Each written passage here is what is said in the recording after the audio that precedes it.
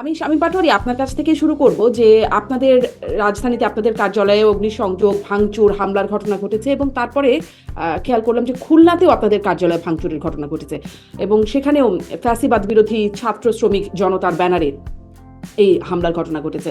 আপনি একটু বলবেন যে আপনাদের আসলে সব মিলিয়ে ছোট্ট করে একটু শুনে এই বিষয়টি দিয়ে শুনে শুরু করতে চাই, কেমন ক্ষয়ক্ষতি হলো এবং আপনাদের নেতাকর্মীদের উপর এই হামলার প্রভাব কেমন, তাদের মনোবলের উপর কেমন আঘাত বা মনস্তত্ত্বের উপর কেমন আঘাত? আমি খুব বিস্ময়ের সাথে দেখলাম যে আসলে ফ্যাসিবাদের বিরোধী ব্যানার দিয়ে যে কাজটি করা হচ্ছে সেটি সর্বোচ্চ লেভেলের ফ্যাসিবাদ। কারো পার্টিও বেশি আগুন দিয়ে দেয়া, এর উপরে ফ্যাসিবাদ আর কি থাকতে পারে? সেটাতে আমরা কষ্ট পাচ্ছি, দুঃখ পাচ্ছি। আমরা তো আর কারো পার্টি অফিস খুঁজে সেখানে আগুন দিতে যাবো না, খুঁজবো না, আর পার্টি অফিস পাবো না, কারণ এটা তো আনরেজিস্টার্ড প্ল্যাটফর্ম। এই প্ল্যাটফর্ম গুলো কি প্ল্যাটফর্ম? এগুলো নন অ্যাকাউন্টেবল, দায়বোধহীন কিছু প্ল্যাটফর্ম, যেটাকে জন্য আমরা কোনো দলকে দায়ী করতে পারছি না। কিন্তু আমাদের নেতাকর্মীর মধ্যে একটা অবিশ্বাস্য রকমের একতাবদ্ধতা, দৃঢ়তা, এই অন্যায়ের প্রতিবাদ করা এবং নিজেদেরকে প্রতিরক্ষা করার একটা অসম্ভব তাড়না বাসনা আমরা দেখতে পেয়েছি। এবং আজকে যদি মিটিং 144 না দেয়া হতো, একটা অসম্ভব সুন্দর শক্তিশালী মিটিং আমরা আজকে আমাদের পার্টির সামনে করতাম। আমাদের প্রতি অন্যায় করা হচ্ছে, এই অন্যায়ের কোনো জাস্টিফিকেশন হতে পারে না। আমাদের সমালোচনাগুলো রাজনৈতিক, কিন্তু করা হচ্ছে ক্রিমিনাল কাজ। আমাদেরকে ক্রিমিনাল কাজ চাপিয়ে দিয়ে টর্চার করা হচ্ছে। আমাদেরকে যে কাজগুলো করা হচ্ছে এগুলো প্লেন অ্যান্ড সিম্পল শাস্তিযোগ্য অপরাধ, এগুলো প্রতিরোধযোগ্য অপরাধ, কিন্তু রাষ্ট্র এগুলো প্রতিরোধ করছে না। এটি রাষ্ট্রীয় কাঠামোতে চির ধরার একটি নিদর্শন, সরকারি শামীম পাটোয়ারি, কাঠামোতে এটি চির ধরার নিদর্শন। হ্যাঁ, আপনি বলছেন ক্রিমিনাল, এটা ফৌজদারি অপরাধ বা ক্রিমিনাল কেস, সেক্ষেত্রে আপনারা মামলা করেছেন বা পুলিশ মামলা করেছে? এখনো পর্যন্ত কেউ গ্রেপ্তার হয়েছে? আমরা আজকে পার্টি অফিসে গিয়ে যে জানতে পেরেছি যে মামলা করার চেষ্টা করা হয়েছে, কিন্তু মামলা করার সময় যে থানায় যাওয়া হয়েছিল, থানা এখনো মামলা গ্রহণ করেনি। থানা বলছে তারা ঊর্ধ্বতন কর্মকর্তার সাথে কথা বলে এই বিষয়ে সিদ্ধান্ত নেবে। তো এটি হচ্ছে বাস্তবতা। আচ্ছা, ধন্যবাদ শামীম পাটোয়ারি। নিশ্চয়ই আপনার কাছে আসবো। জনাব গোলাম মুর্তজা, আপনার কাছে পুরো বিষয়টারই একটু বিশ্লেষণ জানতে চাই যে আসলে শামীম পাটোয়ারি যে কথাগুলো বলছে, ঠিক আওয়ামী লীগ সরকারের আমলে এরকম কথাই কি আমরা বিএনপির কাছ থেকে শুনতাম না, যে তাদের সভা সমাবেশ করতে দেয়া হচ্ছে না এবং তারপরে তারা মামলা করতে গেলে মামলাও নেওয়া হচ্ছে না? একটু কি বলবেন যে এই যে পার্টি অফিসে হামলা, তার পরবর্তীতে আবার 144 ধারা জারি করা হলো, সেটাও সেই ছাত্রদের বা ফ্যাসিবাদ বিরোধী ছাত্র জনতার একটা হুমকির মুখে জাতীয় পার্টি সমাবেশও করতে পারলো না। আপনি কিভাবে বিশ্লেষণ করছেন পুরোটা? প্রথমত কথা, একটা পার্টি অফিসে হামলা করা বা আগুন দেওয়ার ঘটনাটা কোনোভাবেই সমর্থনযোগ্য নয়। যে কোনো বিবেচনায় তাদেরকে নিয়ে আলোচনা হতে পারে, সমালোচনা হতে পারে, কিন্তু পার্টি অফিসে আগুন দেওয়ার মতো ঘটনা ঘটবে কেন সেটা মানে প্রশ্ন রাখা, প্লাস এটাকে সমর্থন না করা, 1 নম্বর। 2 নম্বর বিষয়টি আসে, এখানে দুটি প্রসঙ্গ আছে।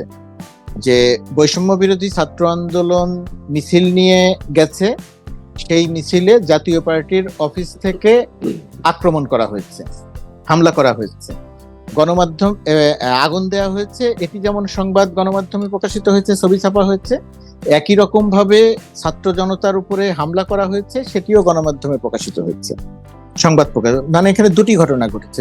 আবারও বলে রাখি, এই দুটি ঘটনা ঘটার পরিপ্রেক্ষিতেও পার্টি অফিসে আগুন দেওয়াটাকে আমি সমর্থন করি না, 1 নম্বর। আর এইখানে শামীম পাটোয়ারি খুব স্বাভাবিকভাবে তিনি যে দল করেন, সেই দলের উপরে যখন আক্রমণ হয়েছে তখন তিনি যে ক্ষুব্ধ হয়ে কথা বলছেন, সেই কথা তিনি বলতে পারেন। প্রথমত কথা বলতে পারেন বলছে এই কারণে যে আওয়ামী লীগের শেখ হাসিনার যে 1.5 দশকের দুঃশাসন, ফ্যাসিস্ট শাসন, সেই ফ্যাসিস্ট শাসনের অংশীজন হচ্ছেন জাতীয় পার্টি। জাতীয় পার্টি তাদের সঙ্গে নির্বাচনে অংশ নিয়েছে, আসনের ভাগবাটোয়ারা করেছে, নির্বাচন থেকে নিজেদেরকে প্রত্যাহার করতে চেয়েছে কিন্তু প্রত্যাহার করতে পারেনি। সুস্থ এরশাদকে সিএমএইচ এ নিয়ে ভর্তি করে রাখা হয়েছে, তিনি নির্বাচন থেকে সরে দাঁড়ানোর ঘোষণা দিয়েছেন কিন্তু তিনি নির্বাচন থেকে সরে দাঁড়াননি, নির্বাচন করেননি, কিন্তু তাকে বিজয়ী দেখানো হয়েছে। জাতীয় পার্টি বিরোধী দল, জাতীয় পার্টি বিরোধী দলে থেকে মন্ত্রী, জাতীয় পার্টি দলের নেতাদের কথা না শুনে প্রধানমন্ত্রী অর্থাৎ পলাতক প্রধানমন্ত্রী শেখ হাসিনার সাথে কথা বলে তার নির্দেশনা অনুযায়ী নির্বাচনে অংশ নিয়েছে। এই যে ঘটনাগুলো আমি বললাম, এটা হলো ১.৫ দশকের জাতীয় পার্টির কর্মকাণ্ডের খুবই ছোট, খুব আংশিক বিবরণ। এই বিবরণটি দিয়ে বোঝা যায় যে ১.৫ দশকের যে শেখ হাসিনার যে স্বৈরশাসন, শেখ হাসিনার যে দানবীয় ফ্যাসিস্ট শাসন, সেই দানবীয় ফ্যাসিস্ট শাসনের জাতীয় পার্টি সক্রিয়ভাবে প্রথমত কথা অংশ নিয়েছে, দ্বিতীয়ত কথা এই ফ্যাসিজম তৈরি করার যে প্রক্রিয়া, সেই প্রক্রিয়ায় জাতীয় পার্টি সহায়ক ভূমিকা পালন করেছে। সেই কারণে এই যে ছাত্র জনতার কথা শামীম পাটোয়ারি কথা বলতে গিয়ে বলছেন যে তারা তো আনরেজিস্টার্ড, তাদের তো অ্যাকাউন্টেবিলিটি নাই, এই কথাগুলো বলছেন, এই কথাগুলো এক অর্থে সত্যি, আর এক অর্থে সম্ভবত শামীম পাটোয়ারি যে জায়গাটা ভুলে যাচ্ছেন, উনি খুব স্বচ্ছ রাজনীতিবিদ, ব্যক্তিগত সম্পর্ক বা ওনাকে আমি যেভাবে দেখি সেটা আলাদা ব্যাপার। আমি যেহেতু এখানে জাতীয় পার্টি নিয়ে কথা বলছি, সেই কারণে আমাকে এই কথাগুলো বলতে হচ্ছে যে বাংলাদেশে তো একটা অভ্যুত্থান সংগঠিত হয়েছে, বাংলাদেশে তো একটা বিপ্লব সংগঠিত হয়েছে। কার বিরুদ্ধে বিপ্লব হয়েছে, কার বিরুদ্ধে অভ্যুত্থান হয়েছে? অভ্যুত্থান হয়েছে ১.৫ দশকের দানবীয় স্বৈরাচারের বিরুদ্ধে। সেই দানবীয় স্বৈরাচারের বিরুদ্ধে অভ্যুত্থানটা কারা ঘটিয়েছে? এই যে শামীম পাটোয়ারি যাদেরকে বলছেন যে আনরেজিস্টার্ড, যাদেরকে বলছেন যে অ্যাকাউন্টেবিলিটি নাই বা তাদের ধরার বা বলার সুযোগ নেই, তারা একটা দানবীয় স্বৈরাচার শেখ হাসিনা সরকারকে এই ছাত্র জনতা বাংলাদেশ থেকে অভ্যুত্থান ঘটিয়ে বিতাড়িত করেছে। সেই বিতাড়িত করতে গিয়ে গণমাধ্যম হিসেবে আমাদের কাছে ৮০০ মতো নিহতের তালিকা আছে। বৈষম্য বিরোধী ছাত্র আন্দোলন এই সংখ্যাটি বলছে যে তারা এখনো কাজ করছে, কাজ শেষ করতে পারেনি ১৫০০ থেকে ২০০০। এই ১৫০০ থেকে ২০০০ মানুষ জীবন দিয়ে, রক্ত দিয়ে শেখ হাসিনার স্বৈর শাসন, দানবীয় শাসনের পতন ঘটিয়েছে। এই শেখ হাসিনার দানবীয় শাসনের যেহেতু অংশীজন ছিল জাতীয় পার্টি, সহায়ক শক্তি ছিল জাতীয় পার্টি, সেই কারণে ওই ছাত্র জনতার একটা ক্ষোভ জাতীয় পার্টির উপরে থাকবে অভ্যুত্থান পরবর্তী বাস্তবতায়। এটা খুব অস্বাভাবিক ব্যাপার নয়। আগুন দেয়াকে যেমন সমর্থন করা যায় না, জাতীয় পার্টি জনসভা করবে সেই জনসভাটি করতে না দেয়াকে যেমন সমর্থন করা যায় না, একই রকম ভাবে অভ্যুত্থান পরবর্তী বাংলাদেশে ক্ষোভের পরিপ্রেক্ষিতে মিছিল করা, ঘেরাও করা, এটা অস্বাভাবিক কোনো ব্যাপার না। আমাদের বাস্তবতায় আপনার কাছে আমি একটু এই প্রশ্নটা রেখি, আপনার কাছে এই বাস্তবতা, এটা একটা বাস্তবতা আপনি বলছেন, এই বাস্তবতা থেকে আপনার কাছে প্রশ্ন করি যে ছাত্র জনতার কাছে ক্ষোভ থাকতেই পারে, তারা এরকমটা করতেই পারে, সরকারের যে ভূমিকা সেটাও কি এরকমটাই হবারই কথা? এটাই কি স্বাভাবিক ভূমিকায় আমরা দেখলাম? এই প্রশ্নটা রইল আপনার কাছে। আমি একটু শামীম পাটোয়ারির কাছে, আপনি যে বলছিলেন হামলা পাল্টা হামলার কথা বলছিলেন কার্যালয়ের সামনের ঘটনাটা, এটা একটু বলবেন শামীম পাটোয়ারি, এই একটা বিষয়, এবং এই ১.৫ দশকের যে বিবরণ সেটাও একটু বলবেন, দুটা ভাগে ভাগ করে যদি ছোট করে বলেন। জি, ধন্যবাদ। গোলাম মুর্তজা ভাই একজন কনসিস্টেন্ট সত্যের পক্ষে কথা বলা মানুষ, এবং আমি তাকে ১৫ বছর ধরে দেখেছি উনি এক ট্র্যাকে কথা বলতেন, এবং এখনো উনি সেই একই ট্র্যাকে কথা বলছেন, এবং অবশ্যই জাতীয় পার্টির সমালোচনা উনি কখনো কম করেননি, এবং আমি অনেকগুলো সমালোচনা মেনেও নেব। আমি শুধু একটা প্রশ্ন করতে চাই, নির্বাচনে অংশগ্রহণ করা বা কোনো কোনো ক্ষেত্রে আওয়ামী লীগকে সমর্থন করা পেনাল কোডে কোনো অপরাধ কিনা, বা সহযোগী হিসাবে আমাদের বিরুদ্ধে কোনো চার্জশিট, কোনো আদালতের রায় আছে কিনা? তাহলে আর যদি রায় থেকেও থাকে, আইনে অপরাধ আমরা করেও থাকি, এই শাস্তি দেওয়ার মব জাস্টিসের ক্ষমতাটা আইনে কোথায় আছে? এখন বলতে পারেন যে বিপ্লব পরবর্তী সময় অনেক কিছু হবে, বিপ্লব পরবর্তী সময় কেউ বলবে আমি তালেবান রাষ্ট্র করব, আমি মাওয়িস্ট রাষ্ট্র করব, আমি বাংলাদেশে দুটো দল রাখবো, আর কোনো দল রাখবো না, এটা করতে হবে, ওটা করতে হবে না, এবং সবগুলো বাস্তবায়ন হবে আজান দিয়ে। আর সবাই চেয়ে চেয়ে দেখবো? চেয়ে চেয়ে দেখে দেখেই তো আজকে এই অবস্থা হয়েছে। আবার চেয়ে চেয়ে দেখলে তার থেকে খারাপ অবস্থা হবে, কোনো সন্দেহ নাই। ইতিহাস তাই বলে, অঙ্ক তাই বলে, ম্যাথমেটিক্স তাই বলে। সেখানে এই গোলাম মুর্তজার মতো ভাইরা কিছুদিন পরে আবার এদের সমালোচনা করতে বাধ্য হবেন, কষ্ট পাবেন, কিন্তু করতে হবে। অবশ্যই ছাত্ররা রক্ত দিয়েছে, কোনো সন্দেহ নাই। রক্ত দিয়েছে বলেই তারা আমাদের বিরুদ্ধে সমালোচনা করে, আমরা সহ্য করি। রক্ত দিয়েছে বলেই তারা আমাদের সাথে টকশো করে, আমরা প্রাউডলি তাদের সাথে টকশো করি। রক্ত দিয়েছে বলেই তারা সব জায়গায় ক্যামেরা অ্যাটেনশন পাচ্ছে, which is very good. VIP protocol পায়, গাড়ি পাচ্ছে, তারা পুলিশ প্রোটেকশন পাচ্ছে, সেনা প্রোটেকশন পাচ্ছে, সেলুটও পাচ্ছে, পেতে পারে, এগুলো নিয়ে কোনো সমস্যা নাই। কিন্তু অপরাধ কেন করবেন? প্লেন অ্যান্ড সিম্পল ল্যাঙ্গুয়েজে পেনাল কোডে যে অপরাধের এলিমেন্ট আছে, সন্ত্রাসের যে এলিমেন্ট আছে, সেখানে আর্টসন একটা ক্রিমিনাল অফেন্স, যারা যারা করবে ওটা শাস্তি হবে। এখানে কোনো তাত্ত্বিক বিবরণ দেওয়ার দরকার নেই। এখানে তাত্ত্বিক বিবরণটা হচ্ছে ওই রকমের মতো যে মেয়েটা শর্ট ড্রেস পরেছে, তাকে আমার রেপ করার অধিকার আছে। একদম ইকুয়াল হয়ে যাচ্ছে ব্যাপারটা। জাতীয় পার্টি যদি পলিটিক্যাল ভুল করে থাকে, তাকে পলিটিক্যালি ফেস করেন, এবং জাতীয় পার্টিকে পলিটিক্যালি ফেস অনেকবার করা হয়েছে, নির্যাতন হয়েছে, আবার জাতীয় পার্টি ঘুরে দাঁড়িয়েছে। কিন্তু অফিসে আগুন দেয়া, পিটানো, আজকেও খুলনায় দিয়েছে, এগুলো তো আমি মনে করি ছাত্রদেরকে ব্যবহার করে কিছু গোষ্ঠী এই কাজটি করছে, যেটা অবশ্যই ছাত্রদের এই মহান আন্দোলনকে বিনষ্ট করে দিচ্ছে। ছাত্র জনতা আন্দোলন করেছে, শুধু ছাত্র করেনি, মারা গেছে অছাত্র বেশি, মারা গেছে বেসরকারি বিশ্ববিদ্যালয়ের ছাত্র বেশি, এবং সকলে নেমেছে বলেই আন্দোলনটা সফল হয়েছে। তবে তারা ফ্রন্ট ফাইটার হিসাবে অসম্ভব সাহস দেখিয়েছে। সেনাবাহিনী যদি রেস্ট্রেইন না হতো, তাহলে আন্দোলনটা আরো প্রলম্বিত হতো না। পেন্টাগন থেকে যদি বার্তা না দেওয়া হতো, ঘন ঘন বিবৃতি না দেওয়া হতো, এই বিবৃতিগুলো তো একটা মেসেজ গেছে, তাহলে অবশ্যই সেখানেও কন্ট্রিবিউশন আছে। জাতীয় পার্টিতে তো আমি টক শো করেছি 19 তারিখ থেকে 4 তারিখ পর্যন্ত দ্ব্যর্থহীন কণ্ঠে কথা বলেছি। তখন এই ছাত্রদের কাছে জাতীয় পার্টি কিন্তু খুব খুব আদরের বস্তু। জাতীয় পার্টিও টক শো করছে, জাতীয় পার্টিও সমালোচনা করছে, জিএম কাদেরও সংসদে সরকারের সমালোচনা করছে, জিএম কাদের এই আন্দোলনের পক্ষে কথা বলছে, আন্দোলনকারীদের বীর মুক্তিযোদ্ধা বলছে। তখন তো তারা বলেনি আপনাদের কথা বলার দরকার নেই সরকারের বিরুদ্ধে, আমরাই যথেষ্ট। তখন তারা আমাদের ওয়েলকাম করেছে। 5 তারিখের বিজয়ের পরে দুটি ঘটনা ঘটেছে, 5, 6, 7 তারিখ বেশ একটা অরাজকতা হয়েছে, অস্বীকার করা যাবে না। এটা স্বাভাবিক প্রক্রিয়া বলা যেতে পারে, বিপ্লব পরবর্তী সময় হয়েছে, কিন্তু হয়েছে। রাষ্ট্র মানেই তো এগুলোকে ঠেকেই রাষ্ট্র চালাতে হবে। আর তারপরে আমরা দেখলাম আস্তে আস্তে ডাইমেনশন চেঞ্জ হয়ে গেল। ডক্টর ইউনূসের সাথে প্রথম মিটিং হলো, দ্বিতীয় মিটিং করতে দেওয়া যাবে না। ডক্টর ইউনূস কার সাথে মিটিং করবে সেটা আন্দোলনকারী ছাত্ররা নির্ধারণ করছে। আন্দোলনকারী ছাত্ররা মহান, কোনো সন্দেহ নেই। আমি শেষ করে দিচ্ছি, তারা ভবিষ্যতে পার্লামেন্টে যাবে, মন্ত্রী হবে, দেশ চালাবে, প্রাইম মিনিস্টার হবে, আমি খুশি হব। কিন্তু তারা যদি বলে আমি ডাক্তারি করব, তাদের তো এমবিবিএস ডিগ্রি নাই। তারা যদি বলে আমি ব্যারিস্টারি করবো, তাদের ব্যারিস্টারি ডিগ্রি নাই। তারা যদি বলে আমি সংবিধান কাটাছেড়া করবো, মতামত দিব, সেটার জন্য তাদেরকে অভিজ্ঞতা অর্জন করতে হবে। ড্রাইভিং লাইসেন্স ছাড়া বিপ্লব করেছে বলে একজনকে আপনি ড্রাইভিং লাইসেন্স চালাতে দিবেন? সেই রকম দেশের গুরুত্বপূর্ণ বিষয়ে অভিজ্ঞতা ছাড়া, টলারেন্স ছাড়া, ইনক্লুশন ছাড়া, ব্রডার পিকচার ছাড়া তাদেরকে যদি অ্যাক্সেস দেওয়া হয়, তারা লেজেকে উপরে করে ফেলবে। এবং ভবিষ্যতে শেষ করে দিচ্ছি, ডক্টর ইউনূস স্যারের মতো মহান ব্যক্তির জন্য একটা লেজেগুড়ে অবস্থা হতে পারে। জি, শামীম পাটোয়ারী, ডক্টর ইউনূস বলেছেন যে ছাত্ররাই নিয়োগকর্তা, অতএব ছাত্ররা তো তাকে বলতেই পারেন নাকি, সেটি আরো পরে নিশ্চয়ই আপনি আরো বলবেন, আরো অনেকবারই আপনার কাছে আসবো। গোলাম মুর্তজা, আপনার কাছে যে প্রশ্নটি করছিলাম, শামীম পাটোয়ারীও বলছেন যে এটি ক্রিমিনাল অফেন্স যেটি জাতীয় পার্টির সাথে হয়েছে। আমি আপনাকে প্রশ্ন করছিলাম আসলে সরকার কি করলো, প্রশাসন কি করলো। আরেকটু যুক্ত করি, এই অ্যাকাউন্টেবিলিটির জায়গায় ছাত্রদের, আপনি বলছিলেন এটা বাস্তবতা। এখন ওই বৈষম্য বিরোধী প্ল্যাটফর্ম থেকেই, বৈষম্য বিরোধী প্ল্যাটফর্মের যিনি মুখপাত্র উমামা ফাতেমা, তিনি বলছেন এটা প্ল্যাটফর্মের সম্মিলিত কোনো সিদ্ধান্ত না, এটি যা করেছে সেটা ব্যক্তিগত সিদ্ধান্তে করা হয়েছে এবং এটার দায় প্ল্যাটফর্ম নেবে না। জবাবদিহিতার কথাও বলেছেন প্ল্যাটফর্মের কেউ কেউ।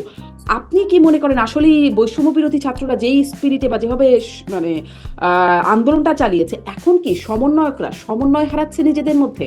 রিটের ক্ষেত্রেও আমরা কিন্তু তাই দেখেছি, 24 ঘন্টার মধ্যে বলা হয়েছে যে আলোচনা না করেই রিটটি করা হয়েছে এবং প্রত্যাহার করে নেওয়া হয়েছে। তাদের মধ্যে কি একটা সমন্বয়ের অভাব হয়ে যাচ্ছে সমন্বয়কদের মধ্যে? এটা একটু বলবেন, তারপরে আমি আবারও একটু সরকারের ভূমিকার জায়গায় আসবো। গোলাম মুর্তজা। প্রথমত কথা, এত বড় একটা আন্দোলনের পরে সমন্বয়করা যেভাবে কাজ করছেন, এবং এর মধ্যে কিছু কিছু কাজের ক্ষেত্রে সমন্বয়ে সমস্যা হওয়াটা খুব অস্বাভাবিক ব্যাপার না, এটা খুবই স্বাভাবিক একটা ব্যাপার।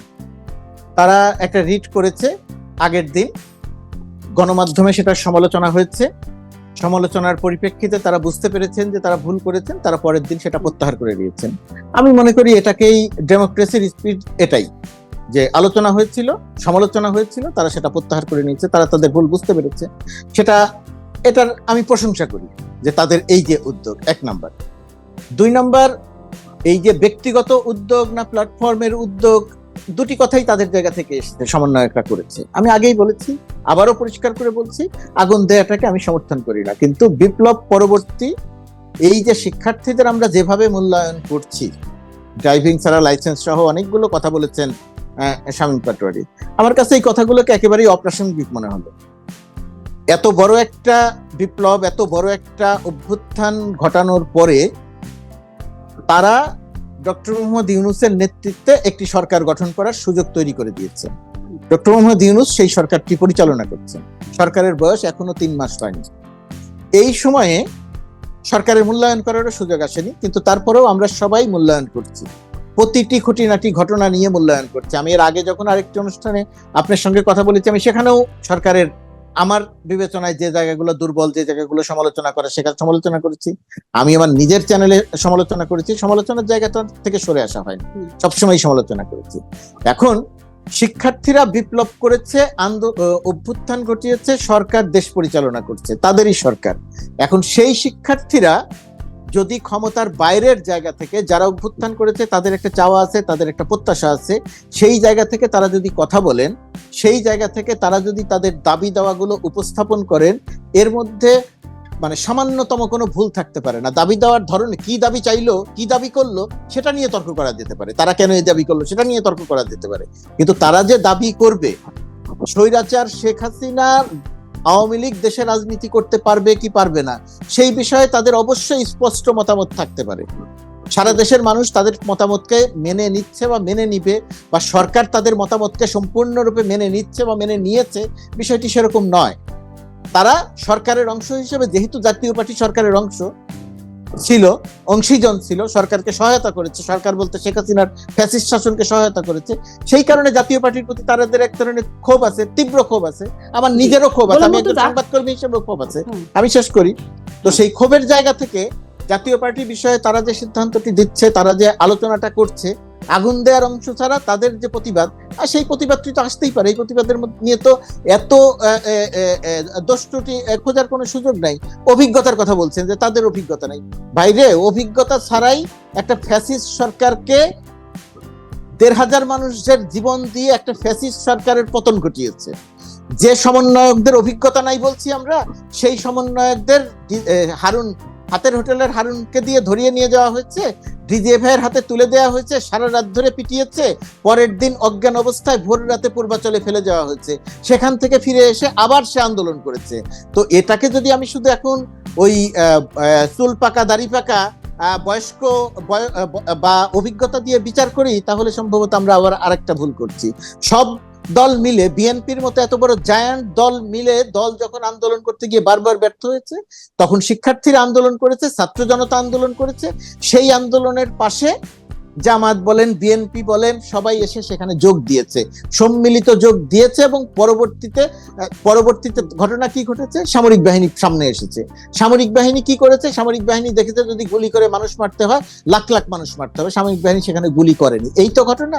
তার পরিপ্রেক্ষিতে সেখানে পালিয়ে যাওয়া। হ্যাঁ, সেই ঘটনাই তো। এখন আপনি বলছেন যে ছাত্ররা মতামত তাদের প্রকাশ করতেই পারে, তাদের ক্ষোভ প্রকাশ করতেই পারে, কিন্তু সেটি প্রকাশ করতে গিয়ে কি আরেকটি দল, মানে এত পুরনো দল, জাতীয় পার্টির মতো একটি দল, তাদের মতামত প্রকাশটা বাধাগ্রস্ত হতে পারে? এটি একটি প্রশ্ন করছি।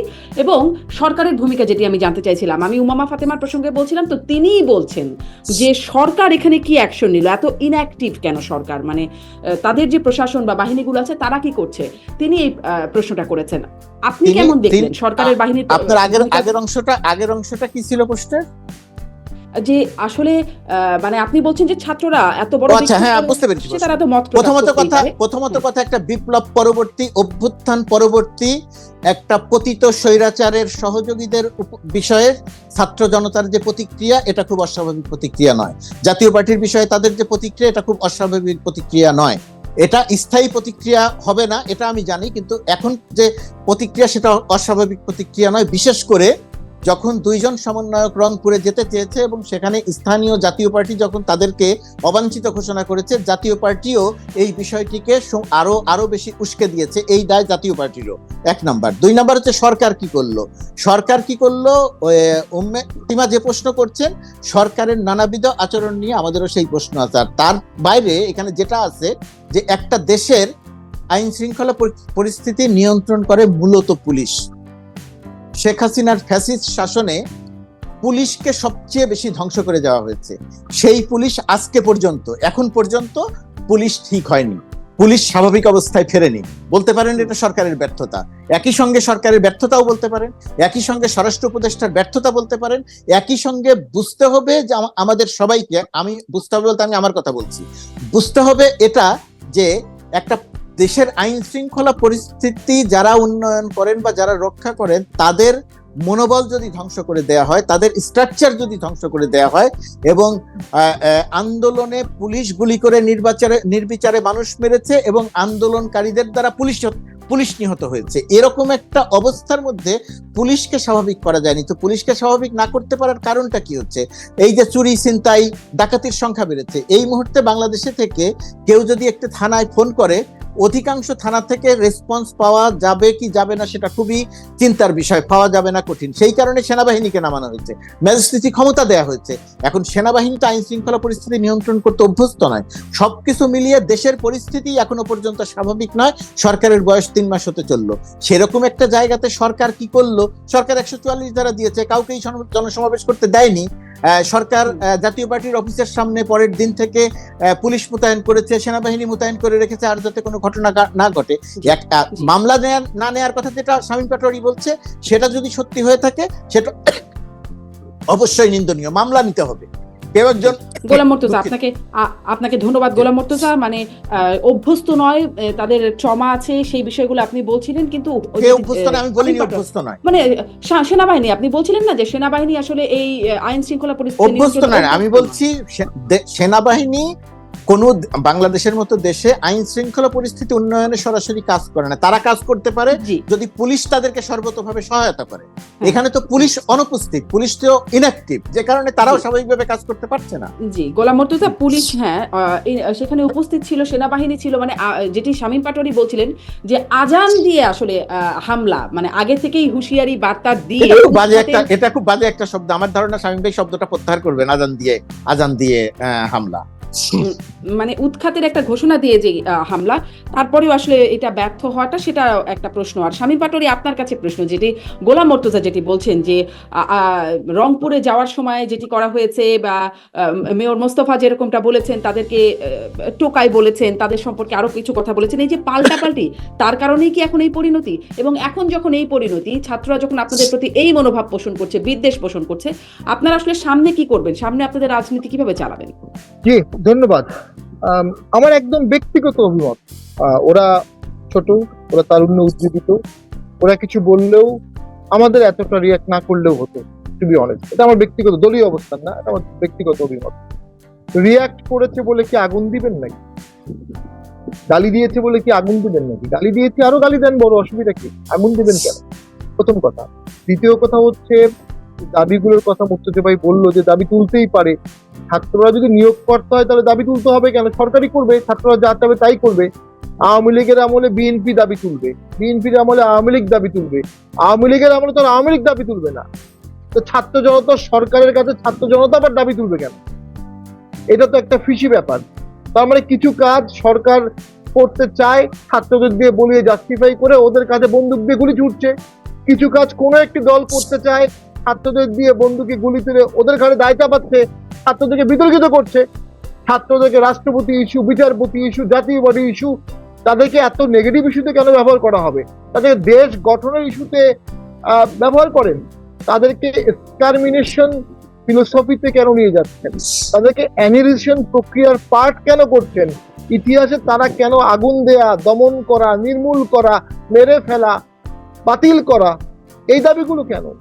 তাদের দাবি হওয়া উচিত 10 লক্ষ জব, উন্নত মানের হসপিটাল, বিদেশি স্কিল জব করা, গুড গভর্নেন্স, ফেয়ারনেস, দ্রব্যমূল্য পজিটিভ, এই বিশাল। কিন্তু শামীম পাটোয়ারি, ছাত্রদেরকে তো আসলে এই বাতিল করা, উৎখাত করা, এই দাবি করেই এই পরিস্থিতি আনতে হয়েছে। আপনি বলছেন তারা কেন এটা করবে? এটাই তো তাদের বাস্তবতার মধ্যে দিয়েই তো তারা এখানে আসলো।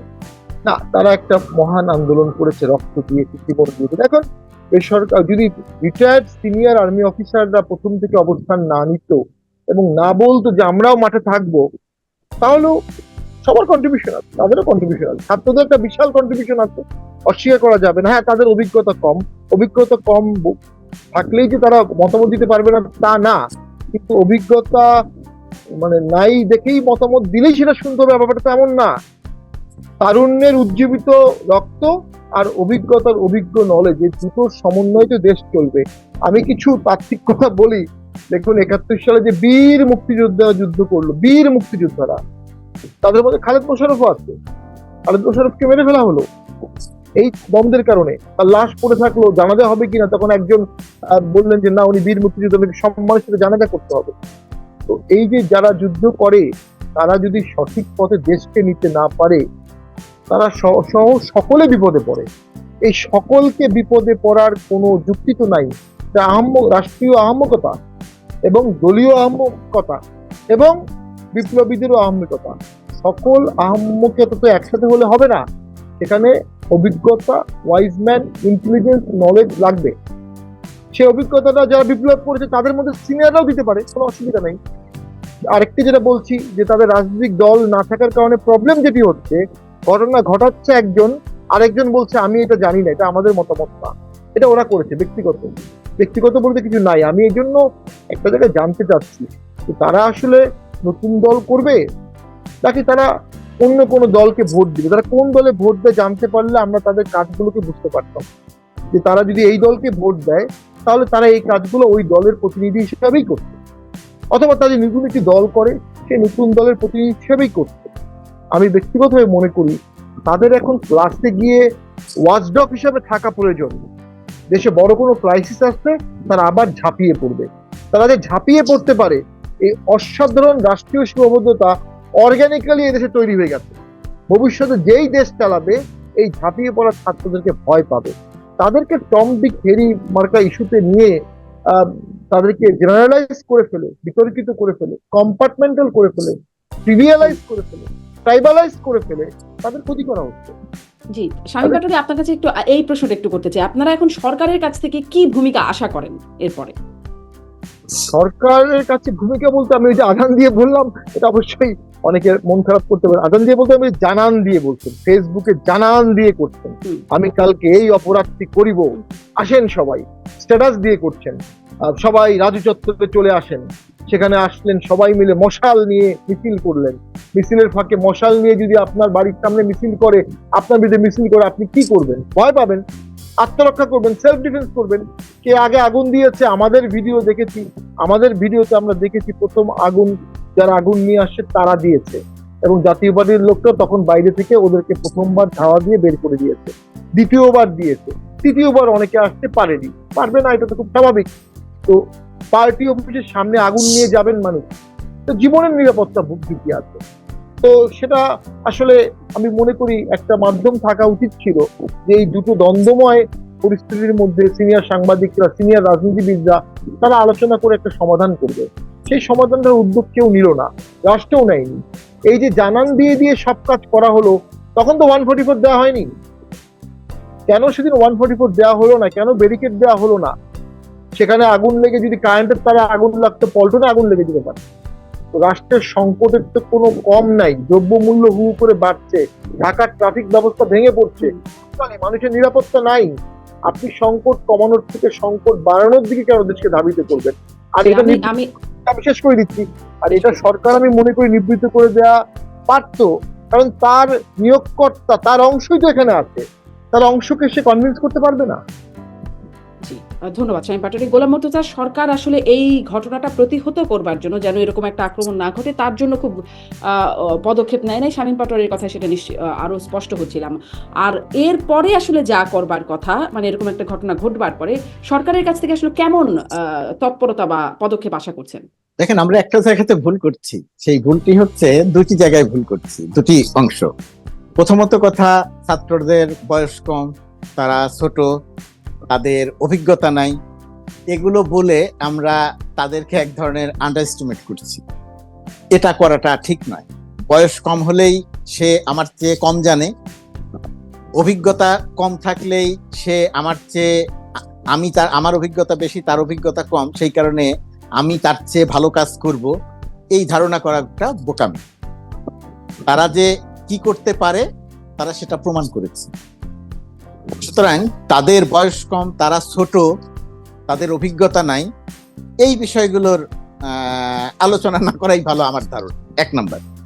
দুই নাম্বার গোলাম হচ্ছে মুর্তজা, একটা জাস্ট থিওরিটিক্যাল আলোচনার জন্য বিপ্লব অভ্যুত্থান সবসময় মানে এই ছাত্র বা তরুণরাই করে, কিন্তু রাষ্ট্র পরিচালনার সিদ্ধান্তগুলো কি এই ছাত্রদের দ্বারা দেশে দেশে যুগে যুগে এরকম কি হয়? না না, বিষয়টা সেরকম না যে অভ্যুত্থান সবসময় এরা করে এবং রাষ্ট্র আলাদা করে পরিচালনা করে। অধিকাংশ জায়গাতে যে সমস্ত জায়গাতে বিপ্লব অভ্যুত্থান সংগঠিত হয়েছে, অধিকাংশ জায়গায় পৃথিবীর ইতিহাস বলে যে যারা বিপ্লব এবং অভ্যুত্থান সংগঠিত করেছে পরবর্তীতে দেশ পরিচালনায় সরাসরি তারাই আসে, তাদেরই কেউ আসে। বাংলাদেশের এই বিপ্লব বা এই অভ্যুত্থান পরিস্থিতিটা একটু আলাদা পৃথিবীর অন্য যে কোনো ঘটনার চেয়ে। যারা বিপ্লবটি সংগঠিত করেছে তারা আরেকজনকে আমন্ত্রণ জানিয়ে নিয়ে এসেছে যে আপনি দেশ পরিচালনা করেন। তারা সরাসরি ভাবে, তাদের অংশ আছে, তারা সরাসরি ভাবে নাই। এটা হলো ইতিহাসের দিক। আর আরেকটা জায়গায় আমরা যেটা ভুল করার কথা বলছিলাম, যে আমরা এই সরকারকে কেউ কেউ মনে করছেন এটা একটা তত্ত্বাবধায়ক সরকারের মতো, কেউ কেউ মনে করছেন এটা একটা আওয়ামী লীগ সরকারের মতো সরকার, কেউ কেউ মনে করছেন এটা একটা জাতীয় পার্টির সরকারের মতো সরকার, কেউ কেউ মনে করছেন এটা একটা বিএনপির সরকারের মতো সরকার। আসলে তো তা নয়। এটা একটা অভ্যুত্থান পরবর্তী একটা বিশেষ সরকার। এটা অমুকের মতো সরকার নয়। এটা আমাদের প্রথমত কথা বুঝতে হবে, এক নাম্বার। দুই নাম্বার হচ্ছে এখন যে কাজগুলো হচ্ছে সেটি হচ্ছে অভ্যুত্থান বা বিপ্লবেরই আরেকটা বর্ধিত অংশ, বর্ধিত সংস্করণ।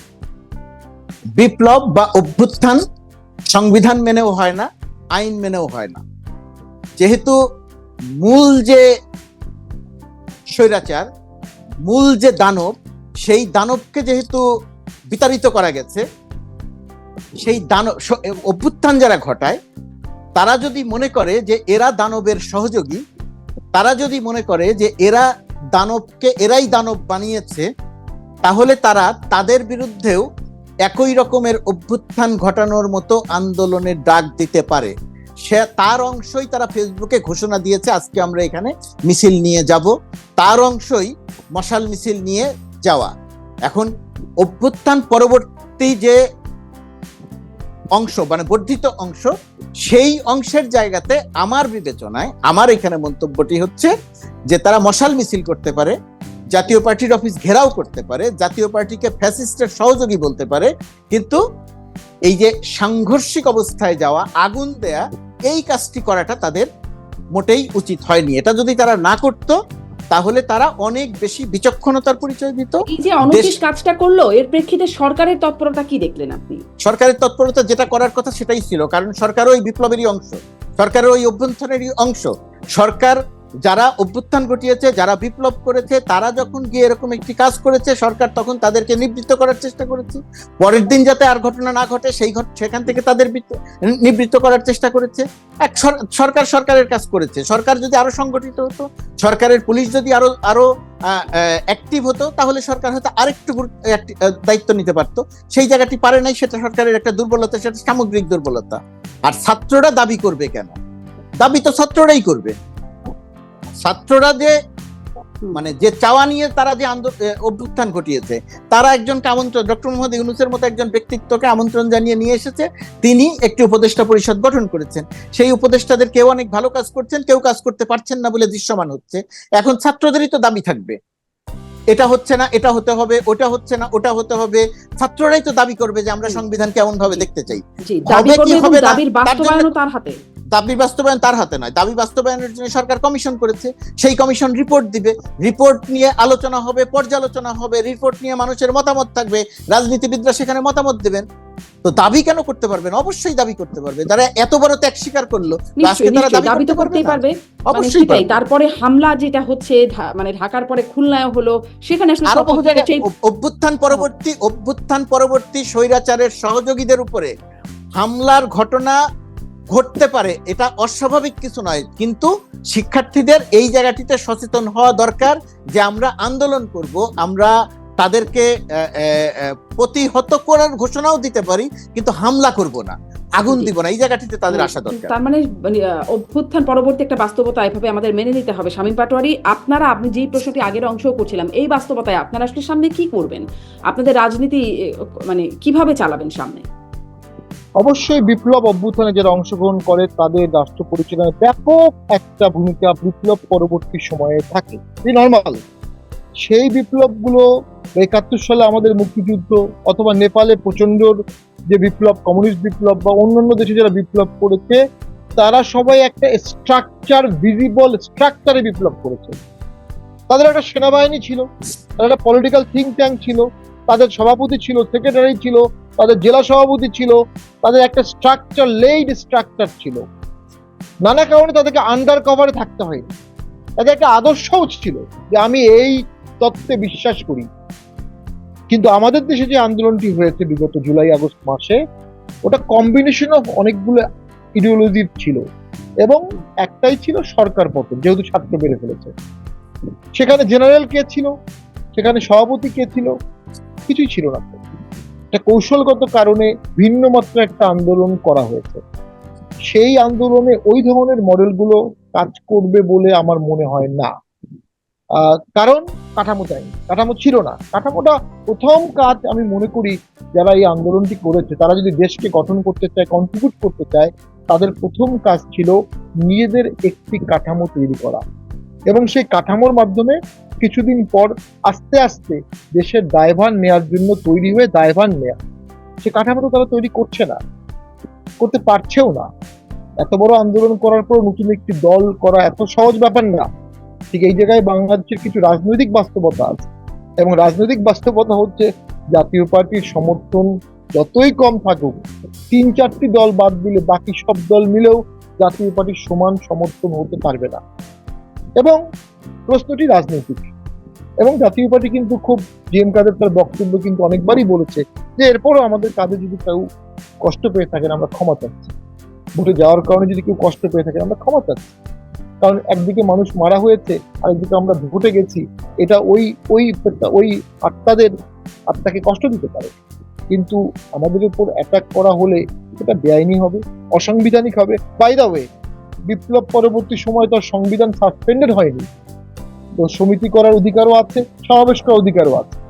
বিপ্লব পরবর্তী সময়ে তো স্টেট অফ এমার্জেন্সি ঘোষণা করা হয়নি। তাহলে সেগুলো যদি আপনি সংবিধান রাখেন, দেশে স্টেট অফ এমার্জেন্সি না হয়, তাহলে রাজনীতি করার অধিকার সবার আছে। সেক্ষেত্রে আওয়ামী লীগ যেহেতু ডাইরেক্ট জেনোসাইড করেছে বলে অভিযোগ উঠছে, আওয়ামী লীগের জন্য সেটা অনেক কঠিন, কিন্তু জাতীয় পার্টির জন্য সেটা খুব কঠিন হবে। তাহলে ঠিক আওয়ামী লীগের জন্য কেমন হবে শেষ করে দিচ্ছি, তাহলে দেশটা তো আবার একদলীয়ই হচ্ছে। ধন্যবাদ। আওয়ামী লীগের জন্য কেমন হবে সেটা আমি আসবো, কিন্তু শামীম পাটোয়ারি, আপনার কাছে আমি এই প্রশ্নটা করছিলাম যে আপনি বলছিলেন ছাত্রদের এখন কিভাবে প্ল্যাটফর্ম করা উচিত বা তাদের কি করণীয়। আমি প্রশ্নটা করছিলাম আপনারা এখন কি করবেন। পাল্টাপাল্টি যেটা বা উস্কানি যেটার কথা একটু আগে আলোচনা হচ্ছিল, মেয়র মোস্তফার কথা আলোচনা হচ্ছিল, এরকমই কি একটা পাল্টাপাল্টি অবস্থানে থাকবে, নাকি আপনারা কোনো সমঝোতা করবেন? সমাবেশ স্থগিত করেছেন, সামনে আবার করার ঘোষণা আছে, আসলে কিভাবে আপনারা সামনের দিনে রাজনীতি চালাবেন? আমরা এই ছাত্রদের ভালোবেসে যাব, এই ছাত্রদের বাই নেম কোনো সমালোচনা করবো না, কোনো গালি দিব না, কিন্তু আমরা আমাদের রাজনীতি করার সর্বোচ্চ চেষ্টা জীবন দিয়ে করবো। আমরা আমাদের পার্টি অফিসকে রক্ষা করার চেষ্টা করব, আমরা আমাদের গঠনমূলক ছোট ছোট সমাবেশগুলো করব, দেশব্যাপী আস্তে আস্তে প্রচার করব, মানুষকে সম্পৃক্ত করার চেষ্টা করব, আমাদের নিজেদের দোষ ত্রুটিগুলো আমরা উপলব্ধি করার চেষ্টা করব। আমরা মনে করি সেই অধিকার আমাদের আছে। জি, নিশ্চয়ই নিজেদের দোষ ত্রুটিগুলো আত্মসমালোচনার জায়গায় আপনারা করবেন। আপনাদের এই যে আপনাদের বিরুদ্ধে একটা বড় অভিযোগ যে আপনারা এই সমাবেশের মাধ্যমে আওয়ামী লীগকে পুনর্বাসিত করতে যাচ্ছেন। এই 16 বছরে জাতীয় পার্টিকে খুব বড় কোনো সমাবেশ করতে দেখা যায় না, বা সেরকম কোনো উদাহরণ নাই। এই সময় এসে আসলে আপনারা এই সমাবেশের উদ্যোগটা কিভাবে নিলেন? আসলেই কি আপনাদের ঘাড়ে আওয়ামী লীগ চাপছে? সম্পূর্ণ একটা বেসলেস থিওরি। দেখুন, সেই যে ওই রাখালের নেকড়েবাগ আশা, সেই যে শেখ হাসিনা ইউনুস আসবে, যে কোনো ভাবে হোক সে ইউনুস আসবে। এই যে ছাত্ররা বা সবাই প্রতিবিপ্লব এত সহজ বিষয়। প্রতিবিপ্লব হবে যদি আপনি দ্রব্যমূল্য নিয়ন্ত্রণ করতে না পারেন, প্রতিবিপ্লব হবে যদি আপনি ইনফ্লেশনকে কন্ট্রোল করতে না পারেন, প্রতিবিপ্লব হবে যদি নদী ভাঙন হয় ঠেকাতে না পারেন, প্রতিবিপ্লব হবে যদি ট্রাফিক ঠিক করতে না পারেন, নিরাপত্তা দিতে না পারেন, তখন একটা ফেইল রাষ্ট্র হবে, তখন একটা ফেইল সরকার হবে। একটা ফেইল রাষ্ট্র, ফেইল সরকারের বিরুদ্ধে বিপ্লব হবেই। আর সেই বিপ্লব হলে আপনি তখন ছাত্র দিয়ে পিটিয়ে সেগুলো আবার ছাত্রদেরকে বিতর্কিত করবেন। নাও কি হতে পারে, জাতীয় পার্টি যদি গঠনমূলক বক্তব্য দেয়, সে বক্তব্য শুনতে অনেকে আসতে পারে। আমি আমার জীবনে প্রথম যে ভোট করেছিলাম, সেই ভোটে জামাত ইসলামী আমার বক্তব্য শুনতে আসতো, তখন আমি আওয়ামী লীগের বিরুদ্ধে কথা বলতাম, এবং আমাকে ভোটে জামাত ইসলামীও কিছু ভোট দিয়ে। দিয়েছে, কারণ তখন আওয়ামী লীগের বিরুদ্ধে কথা বলা, যেই কথা বলেছে তার জনপ্রিয়তা হয়েছে। তো আমরা যদি এখন অ্যান্টি এস্টাবলিশমেন্ট অবস্থান নেই, সেখানে অনেকে কথা বলবে, তার মানে এই না যে তারা আমাদেরকে ভোট দিবে, তার মানে এই না যে তারা প্রতিবিপ্লব করবে। প্রতিবিপ্লব করার নিদর্শন সারা পৃথিবীতে পালিয়ে গিয়ে ফিরে আসার নিদর্শন নাই। অনেকে শ্রীলঙ্কার কথা বলবেন, শ্রীলঙ্কায় জেনোসাইড হয়নি, শ্রীলঙ্কায় অর্থনৈতিক দুর্নীতি হয়েছিল এবং সেখানে তারা ছাড়া এটাকে রিস্ট্রাকচার করারও কেউ ছিল না, এবং কিছু বোনাফাইড ভুল ছিল, ভুলগুলো বোনাফাইড ছিল, অর্গানিক খাবার, বিশাল বিশাল রাস্তা, লাক্সারিয়াস পোর্ট। নাও আমি মনে করি বাংলাদেশের এই প্রতিবিপ্লবের ভয়ে একটা বিশাল জেনোসাইড হয়ে যেতে পারে। হঠাৎ একদিন গুজব উঠবে যে প্রতিবিপ্লব হচ্ছে, কি করতে হবে, লক্ষ লক্ষ লোককে মেরে ফেলা হয়েছে পারে। এই গুজবগুলো ঠেকাতে হবে। আমি শেষ করে দিচ্ছি, শুনুন, এই গুজবগুলোর কারণে ডক্টর ইউনূসের কোনো ফল ছাড়াও তার সরকারের হাত লাল হয়ে যেতে পারে।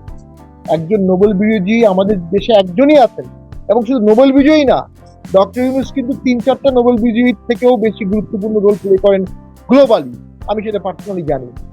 তাই তিনি যখন ক্ষমতায় আছে, শান্তি প্রতিষ্ঠার সর্বোচ্চ চেষ্টা করতে হবে। কোর্ট আছে, আদালত আছে, মামলা আছে, মামলা হচ্ছে, মামলা তো গণহারে মামলা হচ্ছে।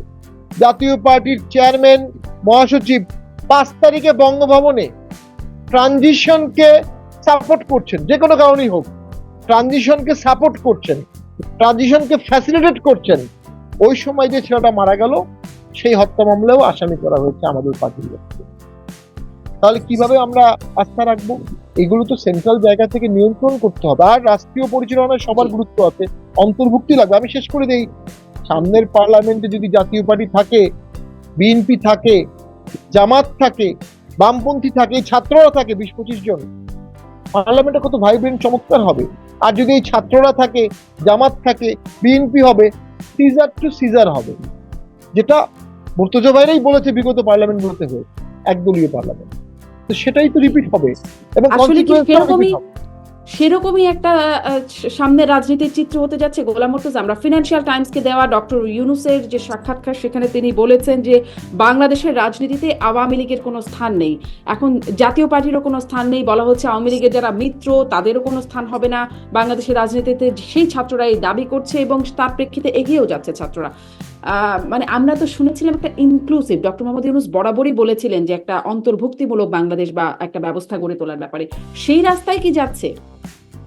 না, আপনার এই প্রশ্নের সঙ্গে আমি একেবারেই একমত নই। ডক্টর ইউনূস ওই ধরনের কথা বলেছেন, কোথায় বলেছেন আমার এটা ঠিক জানা নেই। ফিনান্সিয়াল টাইমসকে দেয়া সাক্ষাৎকারে বলেছেন। সেটা জানি, ফিনান্সিয়াল টাইমসে ওই কথা বলেন নাই। ফিনান্সিয়াল টাইমসে আওয়ামী লীগের রাজনীতির কথা বলেছেন, যে রাজনীতির কথা বলেছেন, একটা ফ্যাসিজমের স্থান বাংলাদেশের রাজনীতিতে নাই। এটার ব্যাখ্যাটা হচ্ছে এইরকম, যেটা আমাদেরও ব্যাখ্যা বা আমার ব্যাখ্যাও সেটা হতে পারে। সেই ব্যাখ্যাটা হচ্ছে এইরকম যে একটা ফ্যাসিস্ট রাজনৈতিক দল আওয়ামী লীগ ফ্যাসিজম কায়েম করেছিল এই দেশে, এবং শেষ দিকে এসে আন্দোলন যখন তার বিরুদ্ধে হয়েছে, তখন সে গণহত্যা চালিয়ে, ম্যাস কিলিং চালিয়ে বিতাড়িত হয়েছে। এখন স্থান নাই মানে হচ্ছে আগে আওয়ামী লীগের বিচার হতে হবে। নেতা হিসেবে শেখ হাসিনা টু আওয়ামী লীগের যে নেতারা এই গণহত্যার হুকুম দিয়েছে, যেমন ওবায়দুল কাদের ছাত্রলীগকে দিয়ে হুকুম দিয়ে গণহত্যা করিয়েছে, তো শেখ হাসিনা টু আওয়ামী লীগের নেতারা, যুবলীগের নেতা, ছাত্রলীগের নেতাদের বিচার হতে হবে। এটা সংখ্যায় কতজন নাকি কতশো না কত হাজার আমি জানি না, এটার বিচার হতে হবে। বিচার হবে দল হিসেবে, আওয়ামী লীগের বিচার হবে ফ্যাসিস্ট দল হিসেবে। তার পরবর্তীতে গিয়ে আলোচনা হতে পারে যে তখন পরিবর্তিত আওয়ামী লীগ এদেশের রাজনীতিতে থাকবে কি থাকবে না। ডক্টর মোহাম্মদ ইউনূস বারবার করে এই কথাটা বলার চেষ্টা করেছেন। যারা আন্দোলন করেছেন, গণ অভ্যুত্থান সংগঠিত করেছেন, তাদেরও বক্তব্য এটাই। এবং অভ্যুত্থানের পরিপ্রেক্ষিতে যখন একটি সরকার গঠিত হয়, সেই সরকারের এটাই বক্তব্য, সেই সরকারের কাছে দেশের জনমানুষের, ছাত্র জনতার এটাই দাবি। এটা আমার 1 নম্বর ব্যাখ্যা। 2 নম্বর যেটা আসে, আপনি বলছেন যে বিচার হবে শেখ হাসিনা থেকে শুরু করে একদম আওয়ামী লীগের হত্যাকাণ্ডের বিচার হবে, হত্যাকাণ্ডের বিচার হবে, ফ্যাসিজমের বিচার হবে। ফ্যাসিজমের বিচার হবে, হ্যাঁ। তারপর আওয়ামী লীগের রাজনীতির প্রসঙ্গ তখন আসবে, বিবেচনা এরকম? করা যাবে যে সে রাজনীতিতে থাকবে কি থাকবে না।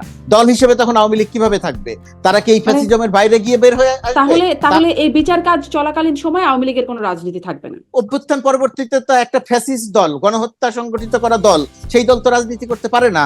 যেখানে অভ্যুত্থানকারীরা বিজয়ী, সেই অভ্যুত্থানকারীরা ক্ষমতায়, সেই অভ্যুত্থানকারীরা একটা হত্যাকারী দলকে, গণহত্যা ঘটানো দলকে বিচার আপনার রাজনীতি করতে দিবে, এটা যে প্রত্যাশা করে সেও তো সেই ফ্যাসিজমেরই অংশ হয়ে যায়। আচ্ছা, তাহলে আওয়ামী লীগ এই মানে এখন রাজনীতি করতে পারবে না, তাই না, না, সেই আওয়ামী লীগ ফ্যাসিস্টদের দোষর মানে বিচার হ্যাঁ, হবার আমি আগ পর্যন্ত আসছি, আপনি আমি বলছেন আসছি, আমি ফ্যাসিস্টদের আসছি, দোষর জাতীয় পার্টি আমি বা আসছি। 14 দল, তারাও পারবে না। আমি আসছি আপনার জায়গায়। 14 দলের যারা অংশীজন ছিলেন তাদের অনেকে গ্রেফতার হয়েছেন, তাদের বিচার হবে, নেতাদের বিচার হবে, নেতাদের বিচার প্রক্রিয়া শেষ হলে 14 দলের যারা কারা রাজনীতি করতে পারবেন, কারা রাজনীতি করতে পারবেন না, দল হিসেবে কারা টিকে থাকবেন, সেটা পরিবর্তিত পরিস্থিতি নির্ধারণ করবে। এই সময় আপনি বলে দিতে পারেন না।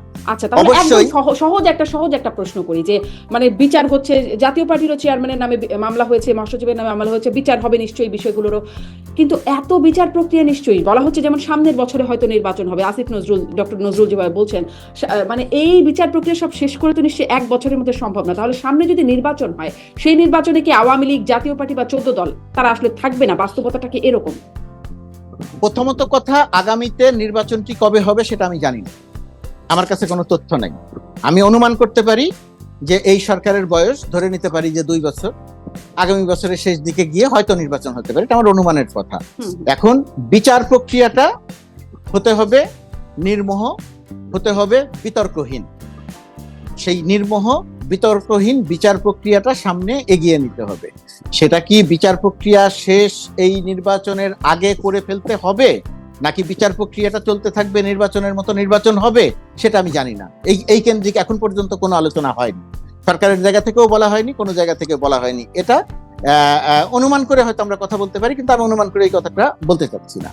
আমি যে জায়গাটাতে কথা বলতে চাচ্ছি যে ধরুন জাতীয় পার্টির কথা যেটা আসছে, যে অবশ্যই রাজনৈতিক দল হিসেবে জাতীয় পার্টি বলছে যে আমাদের সভা সমাবেশ করার অধিকার আছে। আওয়ামী লীগের পুরা সময়কালে জাতীয় পার্টিকে এই ধরনের সভা সমাবেশ করতে দেখা যায়নি বলে যে তারা এখন করতে পারবে না, আমি সেই যুক্তি দিচ্ছি না। কিন্তু ফ্যাসিস্ট সরকারের সহযোগীরা যদি একটা জনসভা করতে চায়, তাহলে ফ্যাসিস্ট সরকারের পতন ঘটানো ছাত্র জনতা সেই জনসভা প্রতিহত করার ঘোষণাও দিতে পারে গণ অভ্যুত্থানের স্পিড অনুযায়ী। সুতরাং আমাদেরকে সবগুলো বিষয় বিবেচনা করতে হবে। শুধু গণতান্ত্রিক অধিকার, এখন আওয়ামী লীগের গণতান্ত্রিক অধিকার এখন এই মুহূর্তে এদেশে প্রযোজ্য নয়, কারণ সে একটা গণহত্যাকারী দল। জাতীয় পার্টি সে গণহত্যার সহযোগী একটা দল, তাকে দানবে পরিণত করার সহযোগী একটি দল। আমার জাতীয় পার্টির প্রায় সব নেতার সাথে ভালো সম্পর্ক, তামিম পাটোয়ারি তো জিএম কাদের, কারোর সাথে আমার ব্যক্তিগত কোনো শত্রুতা নাই, ব্যক্তিগত কোনো খারাপ সম্পর্ক নাই। কিন্তু আমি কথা বলছি রাজনৈতিক জায়গা থেকে, সেই জায়গা থেকে ফ্যাসিস্ট, দানব, জেনোসাইড বা মাস কিলিং ঘটানো একটি দলের সহযোগী একটি রাজনৈতিক দল, তারা যদি বলে যে আমার রাজনীতি করার অধিকার আছে, তাহলে গণঅভ্যুত্থান যারা ঘটিয়েছে, রক্ত যারা দিয়েছে, তারাও এই দাবি বা এই সমাবেশ বা এই কর্মসূচি দিতেই পারে যে এই কর্মসূচি, এই সমাবেশ আমি প্রতিহত করব। কেন প্রতিহত করব? কারণ এই দলটি পতিত স্বৈরাচার আওয়ামী লীগের এক ধরনের পৃষ্ঠপোষকতা করতে চায়, আওয়ামী লীগকে আবার সে কোনোভাবে আলোচনায় আনতে চায়। এটা অভ্যুত্থানকারীরা যেটা বলছেন, এটাকে আপনি উড়িয়ে দিতে পারবেন না এবং এটাকে যুক্তিহীন বলতে পারবেন না।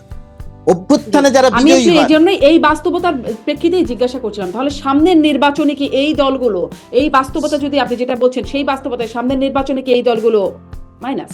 সেটা বিচার প্রক্রিয়ার উপরে নির্ভর করবে। বিচার প্রক্রিয়াটা কোন জায়গাতে গিয়ে দাঁড়ালো, এই দলগুলোর পরিবর্তিত চেহারা কিরকম হলো, তারা পরিবর্তিত পরিস্থিতিতে নিজেদেরকে কতটা পরিবর্তন করলো, সুতরাং মাইনাস বলে দিবেন, আমি মাইনাস বলবো না। জি, শামীম পাটোয়ারি, আপনি কি মানে এই পরিস্থিতিতে কি বুঝতে পারছেন? সামনের নির্বাচনে আপনাদের অংশগ্রহণ করার আছে কিনা? আওয়ামী লীগ, জাতীয় পার্টি, 14 দল যারা আসলে সেই আগের নির্বাচনগুলো করে পার্লামেন্টে গেছে। জি, ধন্যবাদ। দেখুন, গণতন্ত্র মানে তো 99% লোক যা বলবে তাই না। গণতন্ত্র মানে মেজরিটিয়ান রুল অন মেজর ইস্যু। কিন্তু গণতন্ত্র মানে এই না যে 99% লোক বলবে যে ওই 1% লোক দেশের বাইরে চলে যাবে। গণতন্ত্র এই না যে 99% লোক বলবে 1% লোককে মেরে ফেলো। ওইটা মেজরিটিয়ান রুল, কিন্তু গণতন্ত্র না। গণতন্ত্র মানে সহাবস্থান, বহুত্ববাদ। একদম ধারণ করতে হবে, লালন করতে হবে। আপনি ভিকটিম হলেও আপনাকে লালন করতে হবে। আপনি 17 বছর টর্চার হয়েছেন, তারপরও আপনাকে এটা লালন করতে হবে যদি আপনি নিজেকে গণতান্ত্রিক মনে করেন। জাতীয় পার্টি অনেক ক্ষেত্রে ভোটে অংশগ্রহণ করা ছাড়া আর কি কোলাবোরেশন সহযোগিতা করেছে আমি জানি না। জাতীয় পার্টি কি পুলিশের আইজি নিয়োগ দিত? জাতীয় পার্টি কি সেনাপ্রধান নিয়োগ দিত? জাতীয় পার্টি কি বিজিবি কে নিয়োগ দিত? বিজিএফআই ডিজি কে নিয়োগ দিত? জাতীয় পার্টি কি কমান্ড করার ক্ষমতায় ছিল? জাতীয় পার্টি কি কমান্ড করলে সেটা কেউ শুনতো? হত্যার নির্দেশ কি জাতীয় পার্টি দিয়েছে? একটা নজির আছে? হাজার হাজার ফোন কল তো ফাঁস হচ্ছে। একটা ফোন কল দেখান যেখানে জাতীয় পার্টির কোন শীর্ষ নেতা বলেছে জেনোসাইডকে সমর্থন করে অথবা জেনোসাইডের নির্দেশ দিয়েছে। We are talking about genocide. Categorical evidence লাগবে, ক্যাটাগরিক্যাল ইলেমেন্ট আছে জেনোসাইডে, সেই ইলেমেন্টের মধ্যে জাতীয় পার্টি পড়বে না, আইনে প্লেন অ্যান্ড সিম্পল। বাকিটা পলিটিক্যালি জাতীয় পার্টিকে নাস্তানাবুদ করে দেওয়া যেতেই পারে। আর যে বিপ্লব পরবর্তী যে তত্ত্বগুলো মুর্তজা ভাই দিলেন, ওই অ্যাগেইন যে প্রশ্ন, কাঠামো তো ছিল না, কাঠামো তো নাই। ইটস নট লাইক যে আওয়ামী কাঠামো চলে গেল, একটা চমৎকার কাঠামো তৈরি আছে, সেই কাঠামোটা রিপ্লেস হলো। একটা যুদ্ধ হলে, একটা বিপ্লব হলে সেখানেও পুলিশ থাকে, বিপ্লবী সরকারের পুলিশের আইজি থাকে, বিপ্লবী সরকারের সেনাপ্রধান থাকে, বিপ্লবী সরকারের সচিব থাকে, বিপ্লবী সরকারের প্রাইম মিনিস্টার থাকে, বিপ্লবী সরকারের পিএস থাকে, তারা অটোমেটিক রিপ্লেস হয়ে যায় আনটিল নেক্সট ভোট। ওরকম কোনো কাঠামো না থাকার কারণে দেশ চালাতে গেলে তো অ্যাডজাস্টমেন্ট করেই চালাতে হবে যদি আপনি দেশটা চালাতে চান। আমি আমার ক্ষুদ্র অভিজ্ঞতা যেটা বলি, এভাবে যদি আমরা অ্যাগ্রেসিভলি দেশ চলে তাহলে এই সরকার ব্যর্থ হওয়ার সম্ভাবনা আছে, এই দেশ ব্যর্থ হওয়ার সম্ভাবনা আছে। আমি শেষ করে দিচ্ছি। এবং এই দেশ বা এই সরকার ব্যর্থ হওয়ার কনসিকুয়েন্সটা কি হতে পারে, অনেক তথ্য দেওয়া যেতে পারে, ব্যর্থতার কোনো তথ্য নাই, অনেক তথ্য দেওয়া যেতে পারে। রাজনৈতিক ভুলের কোনো জাস্টিফিকেশন নাই। যদি এই সরকার বা ছাত্ররা বা সবাই মিলে জাতীয় পার্টিকে এইভাবে করে আউট করতে চায়, সেটা সফল হবে বলে আমার মনে হয় না। কিন্তু সেটা অনেক অনাকাঙ্ক্ষিত সমস্যার সৃষ্টি করবে এবং ব্যর্থতার দিকে দেশ যেতে পারে। এটা শুধু এই কারণে না, অনেক কারণেই হতে পারে। কেন সরকার সেই ঝুঁকি নিবে? কেন সরকার এই বিপ্লবটাকে বেগবান করার জন্য দেশ গঠন না করে দেশটাকে প্রতিহিংসার দিকে নিয়ে যাবে? সবার মনে রাগ থাকতেই পারে, ক্ষোভ থাকতেই পারে। রাগ ক্ষোভকে প্রশমন করার চ্যানেলাইজ মেশিনারি হচ্ছে রাষ্ট্রীয় যন্ত্র। তো সেটা ব্যবহার না করে মব ব্যবহার করা বা মব হয়ে যাওয়া তো কোনো সঠিক সিদ্ধান্ত হতে পারে। শামীম পাটোয়ারি, একদমই শেষ পর্যায়ে এসে গেছি। একদম শেষ একটা জায়গায় একটু আসতে চাই। ফিনান্সিয়াল টাইমসকে দেওয়া ডক্টর ইউনূসের যে সাক্ষাৎকারের কথা বলছিলাম, সেখানেই তিনি বলছেন শেখ হাসিনাকে ফিরিয়ে আনার প্রসঙ্গে বলছেন এখনই ফেরত চাওয়া হবে না, বিচার প্রক্রিয়া শেষ হলে রায়ের প্রেক্ষিতে তাকে শেখ হাসিনাকে ফিরিয়ে আনার কথা বলা হবে। আপনি একজন আইনজীবীও বটে, একটু বলবেন যে এইটা কি আসলে বাস্তব হবে বা সম্ভব হবে শেখ হাসিনাকে বিচার করবার জন্য শেখ হাসিনাকে ফিরিয়ে আনা জিওপলিটিক্যাল কারণে আমি মনে করি অলমোস্ট অবাস্তব একটি ব্যাপার। শেখ হাসিনা বিপুল ভাবে ফিরে এসে দেশ দখল করবে, এটাও অবাস্তব একটা ব্যাপার। আর ডক্টর ইউনূস যে কথাটি বলেছেন যে আওয়ামী লীগ রাজনীতি করতে পারবে না, উনি প্র্যাকটিক্যালি আমার ধারণা মিন করেছেন যে এই আওয়ামী লীগ রাজনীতি করতে পারবে না। এখন আওয়ামী লীগ যদি রিফর্ম হয়, আওয়ামী লীগ যদি হত্যাকাণ্ডে অংশগ্রহণকারী দুর্নীতিবাজ থেকে মুক্ত হয়ে একটি নতুন ক্লিন আওয়ামী লীগ হয়ে আসে, জোহরা তাজউদ্দিনের আওয়ামী লীগ হয়ে আসে, অথবা অন্য কোনো আওয়ামী লীগ হয়ে আসে, যাদেরকে এই ছাত্ররা টলারেট করতে পারবে। This is important. আমি মুর্তজা ভাইয়ের সাথে একটা বিষয়ে একমত, এই বিশাল ভিকটিম গোষ্ঠীকে টলারেট করবে কাকে, কিভাবে, সেটার জন্য প্রত্যেককে প্রিপেয়ার হতে হবে, একটু কাস্টমাইজ হতে হবে। বিপ্লব পরবর্তী সময়ে প্রত্যেক দলকে রিফর্ম হতে হবে। দলকে বাতিল করে দেওয়া কোনো সমাধান না, দলগুলোকে রিফর্ম করাটাই এখন সমাধান। আর এই তরুণরা, যুবকরা যারা রাজনীতি করতে চায়, তারা তাদের মতাদর্শ অনুযায়ী তাদের দলে ফিরে যাক এবং সেই দলে তারা গুরুত্বপূর্ণ অংশ হয়ে যাক।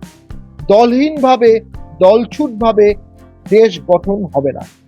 দেশ গঠন করতে গেলে বিপ্লব পরবর্তী সময়ে অবশ্যই কাঠামোগতভাবেই দেশ গঠন করতে হবে। জি, স্পষ্ট। অনেক ধন্যবাদ ব্যারিস্টার শামীম পাটোয়ারি। গোলাম মুর্তজা, আপনারও এই বিষয়ে একটা ছোট্ট একটা মন্তব্য নিব। ডক্টর ইউনূস যে কথাটি বলেছেন, শেখ হাসিনার বিচার, তাকে ফিরিয়ে আনা, শামীম পাটোয়ারি বলছেন অলমোস্ট মানে এটা অবাস্তব এই সময়। বিচার একটি জিনিস, ফিরিয়ে আনাটা আরেকটি জিনিস। বিচার নিজেরা করতে হবে, বাংলাদেশ বিচার নিজেরা করবে। শেখ হাসিনা গণহত্যা, Sheikh Hasina mass killing, Sheikh Hasina genocide করে পালিয়েছে। সুতরাং তার একেবারে দৃশ্যমান আলামত আছে, তথ্য আছে, প্রমাণ আছে, তার বিচার হবে। এখন বিচার পরবর্তীতে কাজটা কি হবে? কাজটা হবে তাকে ফিরিয়ে আনা। ফিরিয়ে আনার ক্ষেত্রে একটা ভালো দিক যে ভারতের সঙ্গে বাংলাদেশের যেহেতু বন্দি প্রত্যাবর্তন চুক্তি আছে, সেই কারণে খুব সহজে ফেরত চাওয়া যাবে। ভারতের কাছে বাংলাদেশ ফেরত চাইতে পারবে, ফেরত চাইলেই ভারত দিয়ে দিবে শেখ হাসিনাকে, এটা ভাবার কোনো কারণ নাই। এবং রাজনীতি আমি যতটুকু বুঝি, আঞ্চলিক রাজনীতি, আন্তর্জাতিক রাজনীতি, জাতীয় রাজনীতি, শেখ হাসিনাকে ভারত ফেরত দিবে, এটা আশা করার কোনো কারণ নাই। কিন্তু ফেরত না দিলেও শেখ হাসিনার বিচার প্রক্রিয়া সম্পন্ন হবে। সেখানে যদি তিনি দোষী প্রমাণিত হন তাহলে তার শাস্তি হবে, সর্বোচ্চ একেবারে দৃষ্টান্তমূলক শাস্তিও হতে পারে। শেখ হাসিনা যে মাপের অপরাধ করেছেন বলে আমাদের কাছে এখন পর্যন্ত দৃশ্যমান, এটা একটা দিক। আরেকটা দিক হচ্ছে এই যে প্রতি বিপ্লব, শেখ হাসিনা ফিরে আসবে, চট করে ঢুকে পড়বো, আমি যদি আসতে পারি, এসে আবার এতগুলা মানুষকে হত্যা করব, এই সম্ভাবনা বাংলাদেশে আর নাই। শেখ হাসিনার প্রতি বিপ্লব ঘটানোর মতো অবস্থায় শেখ হাসিনা নাই, আওয়ামী লীগ নাই, কেউই নাই প্রতি বিপ্লব ঘটানোর মতো। সরকারের সমস্যা আছে, অনেক জটিলতা আছে, জিনিসপত্রের দাম অনেক বেড়ে গিয়েছিল, একটু একটু করে কমেছে, সামনে আরেকটু কমবে, এটাই স্বস্তিদায়ক নয়। আইন শৃঙ্খলা পরিস্থিতির অনেক উন্নয়ন ঘটাতে হবে। এই বাংলাদেশ ব্যর্থ হবে না, এই বাংলাদেশের ব্যর্থ হওয়ার কোনো সুযোগ নাই। অনেক ধন্যবাদ। একাত্তরের এত সেই রক্ত, প্রত্যাশায় এই রক্ত ব্যর্থ হওয়ার কোনো সুযোগ নাই।